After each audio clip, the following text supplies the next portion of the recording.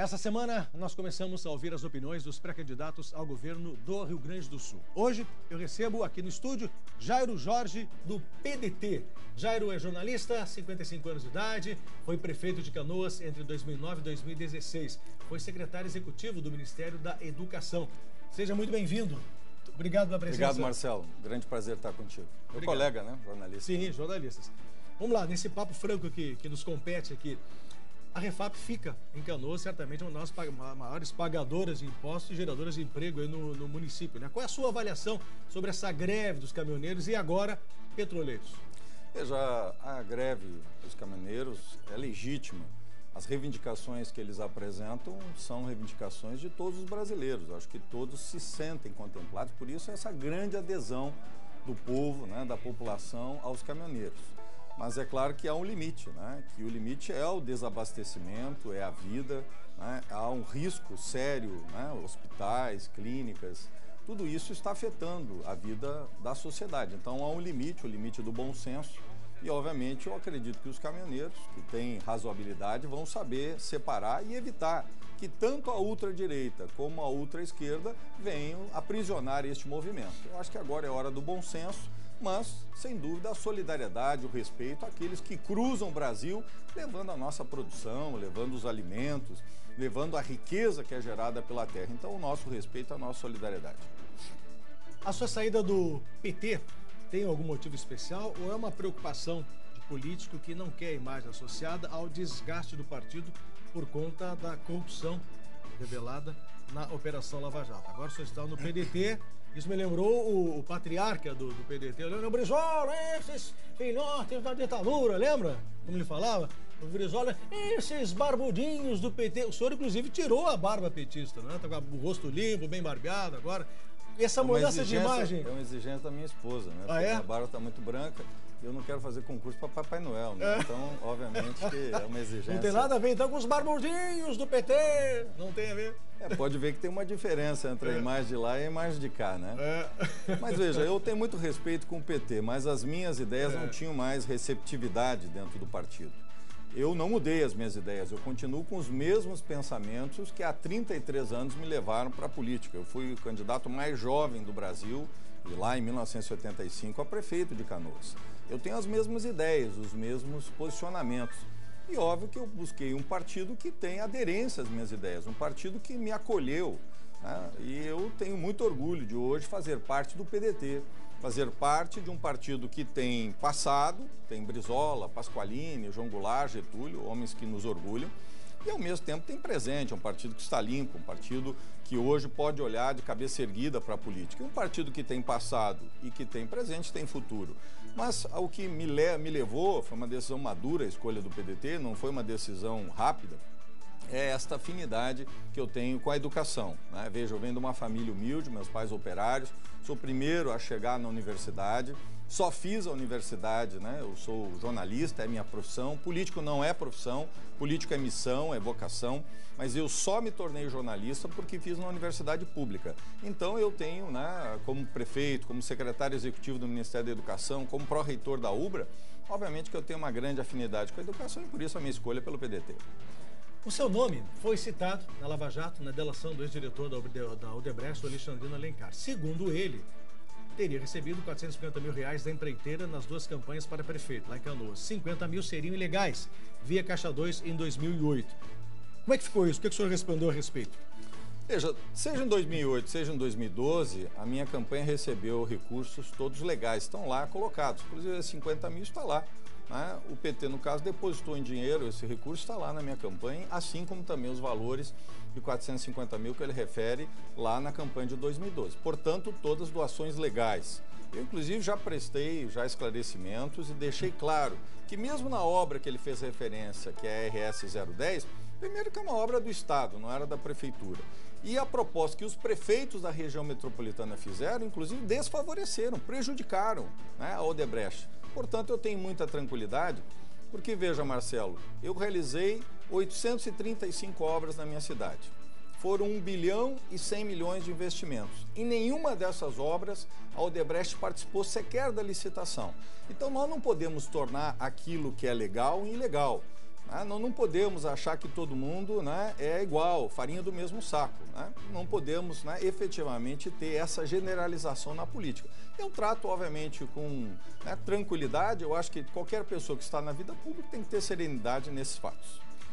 Bem, o senhor também foi alvo de denúncia do Ministério Público por improbidade administrativa, supostas irregularidades em contratos de recolhimento de lixo e ainda fornecimento de merenda escolar em Canoas. Uma ação civil pública movida pelo ex-procurador do município, José Carlos Duarte, questiona a legalidade de pagamentos na implantação do aeromóvel. Polêmica aeromóvel. O senhor até teve bens bloqueados por conta dessa investigação. É mais um ponto. Como é que estão esses processos aí? Veja, com relação a essa questão dos bens bloqueados, a Justiça Estadual já anulou essa ação. É importante colocar isso. E o que origina essa ação? Veja, em 2013, nós tínhamos 450 cozinheiras e serventes que trabalhavam para a Prefeitura, fazendo alimentos e limpando escolas. As duas empresas quebraram, isso em dezembro. As aulas começavam em início de fevereiro. O que a Prefeitura fez? Contratou uma empresa pelo menor preço para que pudesse dar assistência às escolas, aos 30 mil alunos. E é exatamente isso que esse procurador, ex-advogado, que fazia parte da administração do PSDB e do PTB, né, anterior à minha, ele questionou. Ele tentou 3 vezes no Tribunal de Contas e não teve êxito. O Tribunal de Contas considerou todos os atos legais da minha gestão corretos e deu, né, prosseguimento às ações, e nós realizamos a licitação, e a empresa vencedora foi a mesma que teve o menor preço em todos os processos emergenciais. Então veja, eu jamais deixaria 30 mil crianças sem merenda escolar 14 meses. Eu jamais deixaria 80 escolas sem limpeza durante 14 meses. E eu jamais deixaria serventes, cozinheiras, pessoas humildes, desempregadas. Eu agi de forma correta e legal. Agora esse cidadão, que é uma pessoa vinculada à administração anterior, entrou com 22 ações contra mim. Então eles, como não tinham voto e não tinham influência, eles judicializaram, o que é muito comum, infelizmente, na política. Mas eu já venci todas as ações, estou vencendo todas e, obviamente, temos que ter tranquilidade. O Ministério Público tem o seu papel, eu respeito o Ministério Público, eu respeito a Justiça, e todo cidadão, todo homem público, ele tem que ter capacidade, né, serenidade. Veja, eu não tenho nenhuma ação, eu tenho 33 anos de vida política. Eu não tenho nenhuma ação por corrupção ou por desvio de recursos públicos. Agora, eu tenho ação sim porque eu acabei com as filas nos postos de saúde. Eu tenho ação porque eu fiz, né, PPPs, parcerias público-privadas, na saúde e na educação. Para alguns bons gestores, é aqueles que nada fazem. Aí não tem ação nenhuma, não tem apontamento nenhum. Eu fui um prefeito inovador, eu procurei fazer diferente e, dessa forma, obviamente, busquei soluções para a minha comunidade. Aproveitando esse gancho aí das licitações públicas, sempre se fala que o principal critério é o menor custo. Deveria ser a maior qualidade, não é? Por que os governos fazem contratos com a empresa que oferece o menor custo? E normalmente o menor custo significa subemprego, mão de obra desqualificada, serviço não de boa procedência e de boa aplicabilidade. Não deveria ser revisto essas leis de concessões? Veja, nesse caso mesmo que é falado lá na questão dos bloqueios de bens, um dos motivos foi que queria que fizesse técnica e preço. A Prefeitura queria isso, exatamente para impedir o que tu colocou. E o Tribunal de Contas considerou que tinha que ser por preço. Então, muitas vezes, os órgãos de controle acabam levando para esse mecanismo. Lá na minha cidade, eu coloquei todas as licitações de forma aberta na internet, para que todos acompanhassem. Canoas foi considerado pelo Ministério Público Federal entre as cidades melhores do Rio Grande do Sul na transparência. E o nosso site foi o 3º mais transparente do Rio Grande do Sul. Então, acho que nós temos toda uma transparência. Foi a primeira cidade a realizar, né, a lei para acabar, né, com a questão da corrupção, da delação, né, que eu acho que são elementos muito importantes para evitar a corrupção nas empresas. Foi a primeira cidade do Brasil a fazer isso.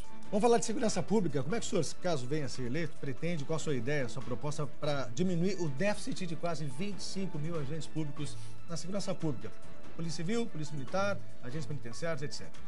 Veja, em primeiro lugar, não é um espaço para principiantes. A segurança pública tem que ser prioridade de um governante. Vou buscar os melhores agentes. Se Deus permitir e eu for eleito governador, eu vou buscar a excelência. Mas eu entendo que é preciso fazer algumas coisas.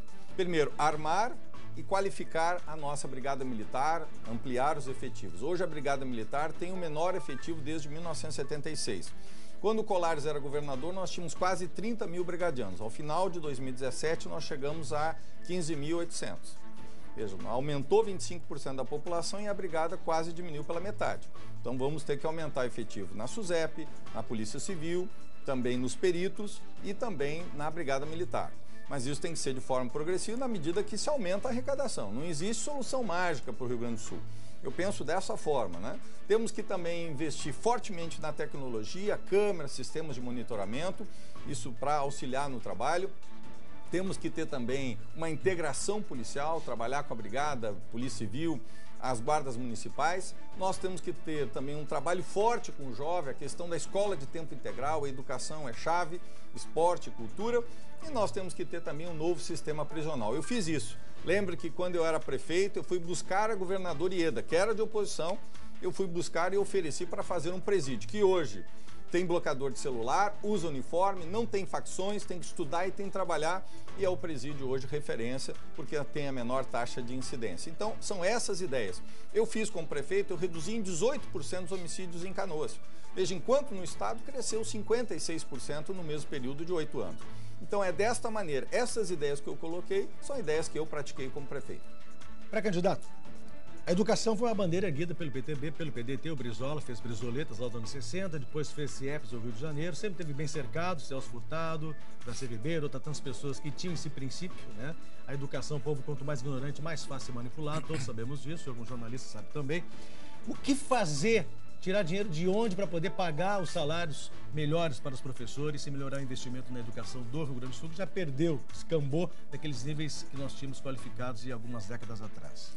Marcelo, hoje o Rio Grande do Sul está na 15ª posição no ensino médio entre todos os 27 estados da federação. Lembrando que nós estamos entre os 5, né, da economia. E nós temos que melhorar, temos que fazer uma segunda revolução educacional. A primeira foi o Brizola que fez, quando construiu as brisoletas que tu referiu, porque metade do povo do Rio Grande do Sul era analfabeto, não sabia ler e escrever, e ele fez a mudança. E eu quero colocar claramente que nós temos que fazer isso. Primeiro, com diálogo e respeito com o professor e professora.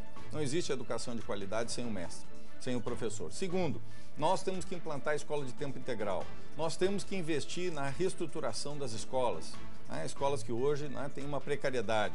Nós temos que investir também, né, na preparação dos professores, na formação dos professores. Temos que investir em tecnologia, né, para que os nossos professores possam tornar cada vez a aula mais atrativa e avançar na aprendizagem. Isso é fácil? Não. Não existe solução fácil para o Rio Grande, nem simples e nem rápida. Todas as soluções são complexas, são difíceis e são demoradas. É para isso que tem 4 anos. Mas eu proponho a criação de um fundo para a educação. Toda a lucratividade das empresas públicas será aplicada neste fundo. Veja, o Banrisul, ele tem que continuar público. Há aqueles que querem privatizar o Banrisul. Eu defendo que o Banrisul deve ser público, deve ser da sociedade, de todos nós. É este o papel do governo, fazer com que o Banrisul dê lucro e o lucro das empresas públicas converter para a educação. Uma ideia nova que o Rio Grande do Sul precisa. Para fechar, 1 minuto apenas, me resumo que o senhor faria na questão financeira para até resolver problemas da saúde, repassar dinheiro que o Estado deve para os municípios que estão aí fechando hospitais. Qual é cortar gasto? Não tem fórmula mágica. Cortar gasto é aumentar a receita. Aumentar a receita envolve aumentar impostos. É o que o senhor pretende fazer? Não. Eu visitei todos os 497 municípios do Rio Grande do Sul. Serei o único pré-candidato, o único candidato que visitou e vai visitar todas as cidades. Eu fiz isso para conhecer a realidade. Quem quer ser governador tem que conhecer o Rio Grande na palma da mão. Foi isso que eu fiz. E eu vi a precariedade. Hoje existe dezenas de hospitais que estão vivendo o caos. Portanto, se eu for eleito governador, eu vou retomar o incentivo de cofinanciamento de assistência hospitalar, o IOSP, para que a gente possa ajudar esses hospitais. Quero também trabalhar a questão da média e da alta complexidade, uma regionalização da saúde, trabalhar fortemente a prevenção e um trabalho para os idosos. Nós temos um envelhecimento da população. Para isso, precisamos de mais arrecadação. Como fazer? Fazer o que Santa Catarina, Paraná e outros estados fizeram. Menos burocracia e menos impostos. Aliás, eu fiz isso como prefeito. Desburocratizei, levava 4 meses para abrir uma empresa, reduzimos para 48 horas. Fizemos com que a minha cidade crescesse. E criei a lei do gatilho, que quando aumenta a arrecadação real, diminui a alíquota. Reduzi em 1/3 a alíquota e aumentei em 104% a arrecadação do ISS. Não é à toa que a minha cidade multiplicou por 4 a arrecadação. E este é o caminho para o Rio Grande, menos burocracia e menos impostos, Marcelo. Obrigado. Obrigado, tá bom?